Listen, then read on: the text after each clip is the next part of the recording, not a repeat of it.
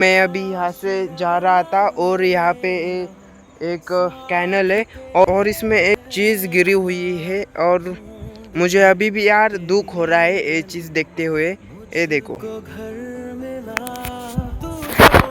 Guys, यहाँ पे एक ससा मर चुका है पानी में डूब के। यार कितना बुरा मुझे लग रहा है, मैं क्या बताऊँ। इसमें डूब के गाइज उसकी लिटरली मौत हो चुकी है। तो यार ऐसे देखकर यार बहुत बुरा फील होने लगता है।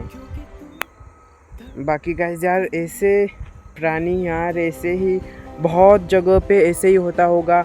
ऐसे ही प्राणी पानी में डूब के मर जाते होंगे बहुत जगह पे। तो यार ऐसे देख के बहुत दुख होता है मुझे यार। ये देखो यहाँ पे अभी देखी नहीं जा रही है वो चीज़ यार, बहुत दुख हो रहा है।